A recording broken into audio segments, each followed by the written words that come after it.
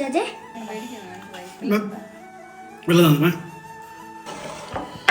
ആശുപത്രിയിൽ നിന്ന് വന്നാൽ പിന്നെ നിനക്ക് ഭക്ഷണമൊന്നും വേണ്ടേ?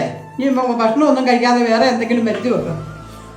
കഴിക്കാൻ ആഗ്രഹിച്ചിട്ടല്ല, കഴിക്കുമ്പോ ഈ ഈക്കൾ ഒരു രക്ഷയില്ല. ചെസ്റ്റിന്റെ പൊട്ടലും കൂടെ ആയതുകൊണ്ടേ ഭയങ്കര ബുദ്ധിമുട്ടാണ്. എന്നാ പിന്നെ ആശുപത്രിയിൽ പോയപ്പോ നിനക്കത് പറയാൻ വേണ്ടായിരുന്നോടാ? ആക്സിഡന്റ് പറ്റി ഹോസ്പിറ്റലിൽ കിടക്കുമ്പോൾ ഈക്കളുടെ കാര്യം പറയുമ്പോൾ അമ്മ അതിപ്പോ തുടങ്ങിയല്ലേ, കുറച്ചായിട്ട് യോജന അങ്ങനെ ഉണ്ട്, ഞാൻ ശ്രദ്ധിച്ചായിരുന്നു. അച്ചാച്ചൻ നമുക്ക് എന്നാ ഗൂഗിൾ നോക്കിയാൽ അറിയാൻ പറ്റില്ലേ? ഗൂഗിള് നോക്കിയിട്ട് വേണമെങ്കിൽ നമ്മളെ പീഡിപ്പിച്ചു പോലെ. അതിനല്ലേ ചോദിച്ചാൽ നമ്മുടെ സർഗം ഉള്ളത്, അതിനെ നമുക്ക് വിശ്വസിക്കാം.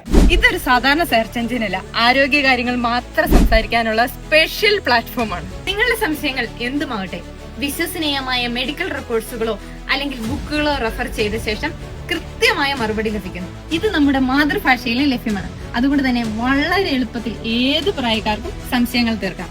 നമുക്ക് എന്തെങ്കിലും ഒരു ഹെൽത്ത് കണ്ടീഷൻ വന്നാൽ തീർച്ചയായും ഡോക്ടറെ തന്നെ കൺസൾട്ട് ചെയ്യണം. പക്ഷേ നമുക്ക് മെഡിക്കൽ പരമായ എന്ത് ഡൗട്ടുകൾ ഉണ്ടെങ്കിലും ഇതിൽ ക്ലിയർ ചെയ്യാം. പേഴ്സണൽ ഡീറ്റെയിൽസ് ഒന്നും നൽകാതെ പൂർണ്ണമായി സുരക്ഷിതമായി ഇത് നമുക്ക് ഉപയോഗിക്കാം.